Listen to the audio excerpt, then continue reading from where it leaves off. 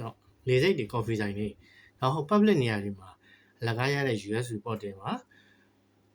ပေါင်းအသွင်းတဲ့အကျင့်ရှိနေပြီလားဒါဆိုရင်တော့ခင်ဗျားတို့ဖုန်းရဲ့ data တွေကူးခံရဖို့ခိုးခံရဖို့အတွက်ဒါလမ်းစာပဲဒါကိုကျွန်တော် cyber security လောကမှာဆိုလို့ရှိရင် juice jacking လို့ခေါ်တယ်အဓိကအဖြစ်ဒီအသွင်းပေါက်တွေအနောက်တွေမှာ data တွေကိုခိုးမဲ့ hardware tool တွေတော့တတ်ထားကြတယ်ဒီနိုင်ငံမှာတော့တိတ်မတွေ့ရပါပဲ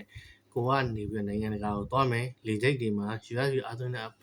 နေရာတွေ charging station တွေရှိရဆိုလို့ရှိရင်တော့သတိထားမယ်ပေါ့နော်ကျွန်တော်တို့သုံးတဲ့ USB ကြောကအသွင်းရုံနဲ့မကဘဲနဲ့ data transfer လည်းလုပ်နိုင်တယ်ဒါကြောင့်မို့လို့ကြိုးထိုးလိုက်တာနဲ့ဖုန်းထဲကဓာတ်ပုံတွေရုံးထဲက confidential data တွေ bank account password တွေအထိကူးယူခံရနိုင်တယ်လို့မသိမသာ malware တွေပါအသွင်းခံရလိမ့်ရှိတယ်အဲ့တော့ဒါတွေဘယ်လိုကာကွယ်မလဲကျွန်တော် IT သမားတယောက်အနေနဲ့အချက်၃ချက်ရှိတယ်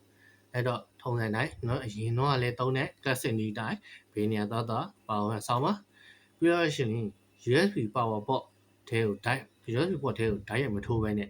adapter တုံးနော်အခုဆိုလို့ရှိရင်ဒီခစ်ကြီးထဲမှာ travel adapter တွေအရင်ပေါ်လာအဲ့ဒါလေးတွေဝယ်ပြီးသုံးလို့ရတယ်ဒါမှမဟုတ်နံပါတ်3တစ်ခုကကြတော့အကယ်ကိုကြီးမှာ travel adapter မပါလာဘူးဆိုရင်တော့မှကိုကနေပြီးဒီ USB port ထိုးလိုက်ပြီဆိုတာနဲ့ trusted device တို့ allow data access တို့ပေါ်လာပြီဆိုတာနဲ့ don't trust နေရဒါဆိုရင်ဒါအနောက်မှာ hardware တူတစ်ခုခုတတ်ထားပြီလို့ယူဆလို့ရတယ်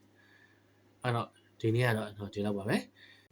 နေပညာနဲ့ security ဆိုင်ရာလုပ်ငန်းငယ်ဘ ഹു တုဒတွေကိုရိုးရှင်းရှင်းလေးနဲ့ရှင်းပြတာမျိုးတွေနားထောင်ခြင်းနဲ့ဆိုလို့ရှိရင်တော့ကျွန်တော်ရဲ့ Techie Funny Channel လေးကို follow လုပ်ထားဖို့မမေ့ပါနဲ့ကျွန်တော်အောင်တော့ပါ